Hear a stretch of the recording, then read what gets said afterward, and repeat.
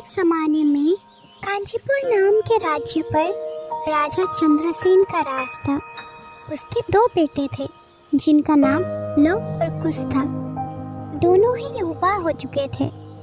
राजा का एक मंत्री था जिसका नाम था सुमन, जो बहुत ही बुद्धिमान था। राजा अक्सर अपने कार्य में मंत्री की सलाह लिया करता था। महाराज, आपके दोनों बेटे बहुत ही होनहार हैं। अब तो उचित समय आ चुका है कि उनका राज्य अभिषेक हो जाए। जी मंत्री जी, मैं भी इसी बारे में ही सोच रहा था। आप जो कहना चाहते हैं मैं समझ चुका हूँ। लगता है महाराज, दोनों में से किसका राज तिलक करना है यह निर्णय आप कर चुके हैं। चाहे आप किसी का भी राज तिलक करें, दोनों तो आपके ही बेटे हैं। परंतु दोनों में बुद्धिमानी एक समान नहीं है। कुश में राजा बनने की सारी योग्यताएं है, वही लव बहुत ही ज्यादा शांत स्वभाव का है। इसलिए मैंने कुश को ही राज्य का कार्यभार सौंपने का फैसला किया है, क्योंकि लव में राजा बनने की योग्यता नहीं है, ऐसा मेरा मानना है। परंतु महाराज, असली बात तो यह है कि मंत्री कुछ कहना चाहता था, परंतु वो बात को बदल देता है और कहने लगा, नहीं नहीं, आपने तो बहुत ही सोच समझकर फैसला लिया होगा।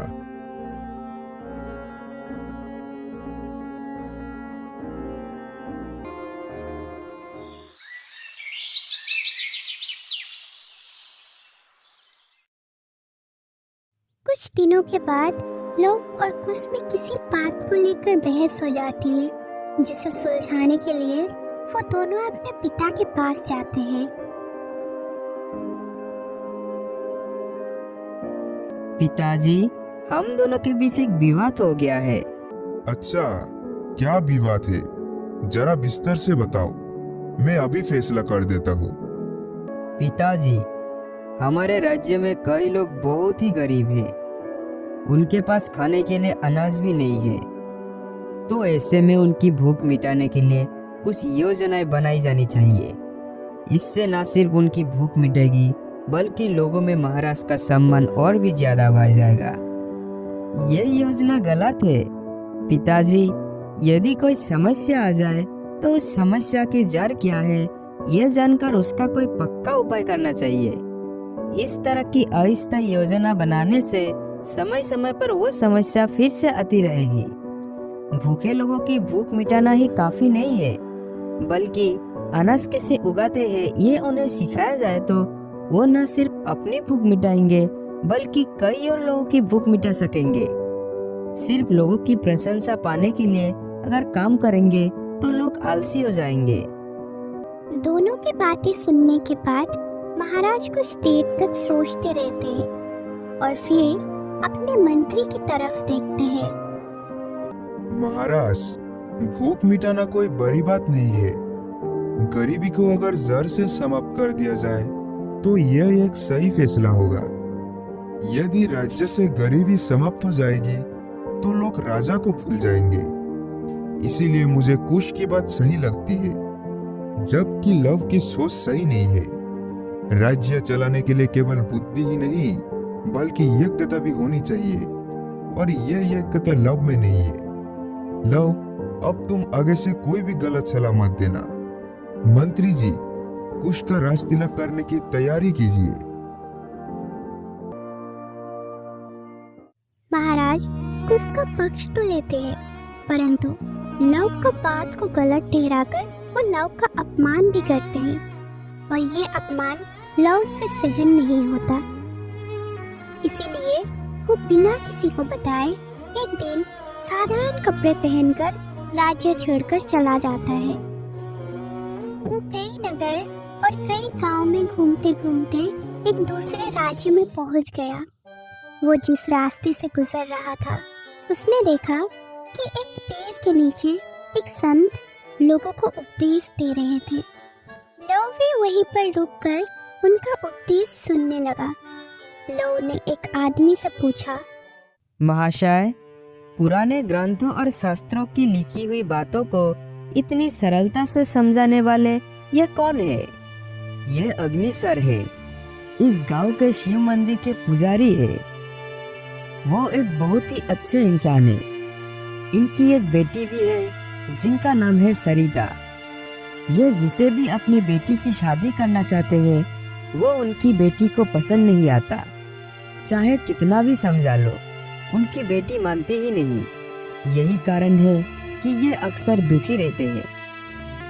कथा समाप्त होते ही लव अपनी सर के पास जाता है और कहने लगा, गुरुजी, आपने जो कथा सुनाई है उससे मेरे कई संदेह दूर हो गई है। अभी तक मैं सोच रहा था कि एक सन्यासी बन जाऊं तो मेरे मन को शांति मिल जाएगी, परंतु अब समझ में आ गया है कि संसार में रहते हुए भी शांति को प्राप्त किया जा सकता है। इसके लिए मैं आपको धन्यवाद देता हूँ। लव की बातें सुनकर अग्निसर उससे बहुत ही प्रभावित हुआ और वो लव को पसंद करने लगे। बेटे, तुम्हारा नाम क्या है? तुम्हारे माता पिता कौन है और तुम कहाँ से आए हो? लव ने सच्चाई को छुपाते हुए कहा, गुरुजी, मेरा नाम अर्पण है। बस मुझे इतना ही मालूम है।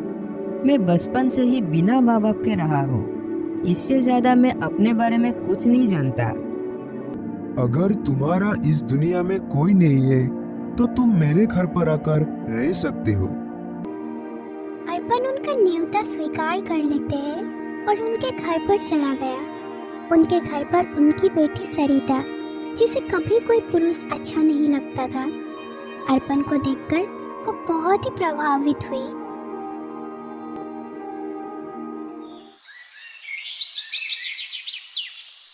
एक दिन सरिता अर्पण से कहने लगी कि क्या वो उसके साथ गांव के कुएं पर पानी भरने चलेगा।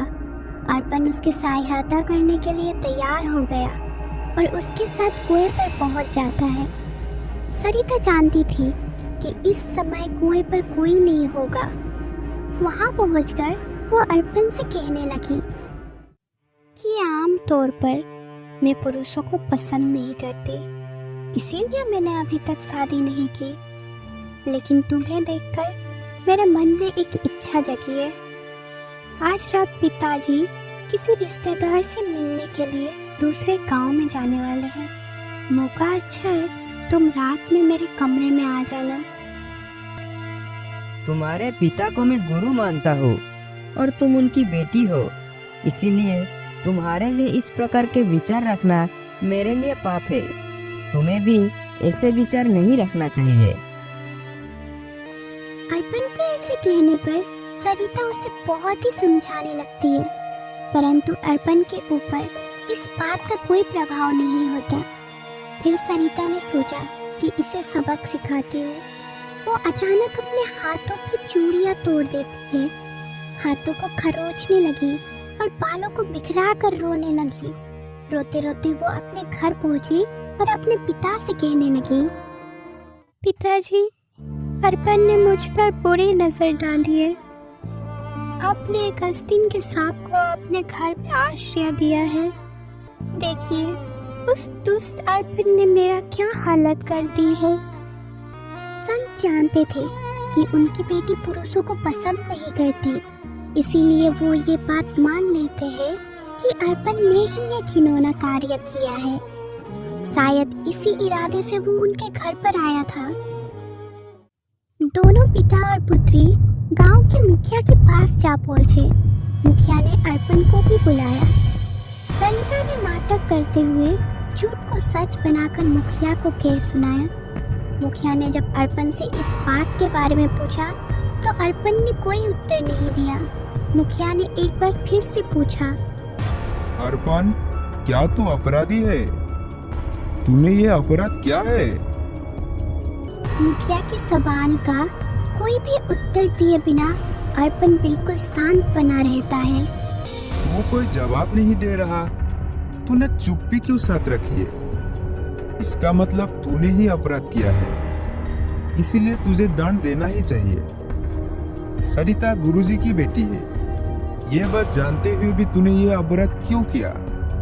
न्याय के अनुसार तो तुझे इस अपराध का दंड ये मिलना चाहिए कि तेरे हाथ पैर काट दिए जाए, लेकिन पता नहीं क्यों मेरा मन ये कहता है कि तू अपराधी नहीं है, और सरिता के पास भी इस बात का कोई प्रमाण या गवाह नहीं है। इसीलिए मैं इस बारे में कोई भी फैसला नहीं ले पा रहा हूँ। जब मुखिया कोई भी फैसला नहीं ले पाया तो उसने इस मामले की सारी जानकारी उस राज्य के राजा देव वर्मा को दी। मुखिया जी, जब अर्पण इस अपराध पर मौन है और सरिता ने अपनी गवाही दे दी तो तुम्हें अर्पण को दंड देना चाहिए था। महाराज, अर्पण का शांत स्वभाव देखकर मुझे नहीं लगता कि वो अपराधी है। मेरे विचार में आप एक बार उन दोनों से मिले और फिर उनका पक्ष सुनकर सही निर्णय करें। ठीक है, मैं इस बारे में विचार करूंगा। तुम अभी जा सकते हो। देव वर्मा की एक बेटी थी जिसका नाम था यमुना, जो बहुत ही सुंदर और अक्लमंद भी थी। महाराज को जब भी कोई संदेह होता था तो वो अपने बेटी से सलाह करते थे। इस बार भी उन्होंने अर्पण और सरिता का सारा मामला उसे कह सुनाया।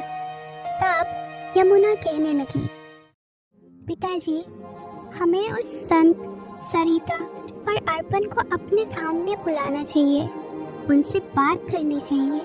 उनसे बात करने के बाद ही पता चलेगा कि कौन अपराधी और कौन निर्दोष है।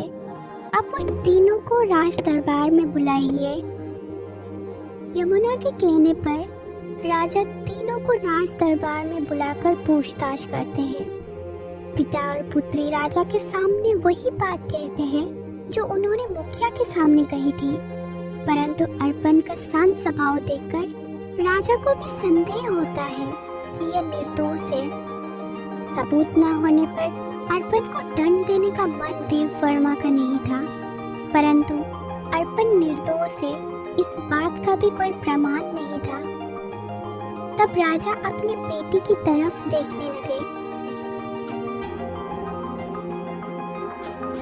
उनकी बेटी यमुना उन तीनों को वही रहने को कहकर अपने पिता के साथ एक दूसरे कक्ष में जाकर कहती है, पिताजी, यदि यह समस्या हल करनी है तो इस मामले से जो भी जुड़ा है उनका आमना सामना करवाना होगा, तभी कोई फैसला निकल पाएगा।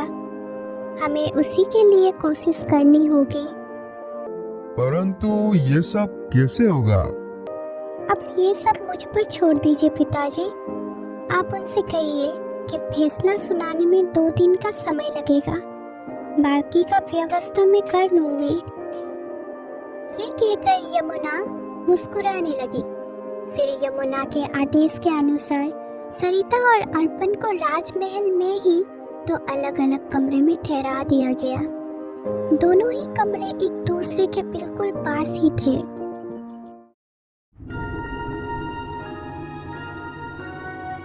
अभी तक इस अपराध का कोई गवाह नहीं मिला है, इसीलिए आप इस मामले में मैं और आप ही गवाह बनेंगे।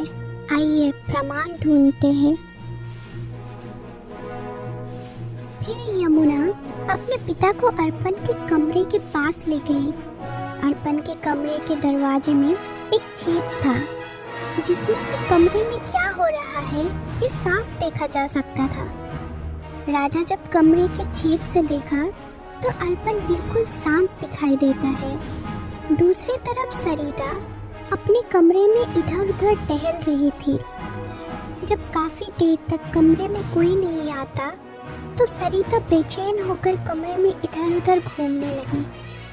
कमरे में इधर उधर टहलते हुए उसे एक दरवाजा दिखाई दिया, जिसे वो खोलती है। कुंडी ना लगी होने के कारण दरवाजा आसानी से खुल गया। असल में यह दरवाजा उसे अर्पण के कमरे में ले जाता है। जब वो अंदर गई तो उसे अर्पण दिखाई दिया। वो बिल्कुल शांत बैठा हुआ था। सरिता ने इधर उधर नजर दौड़ाई। जब उसे लगा कि यहाँ पर कोई और नहीं तो अर्पण के नजदीक जाकर कहने लगी,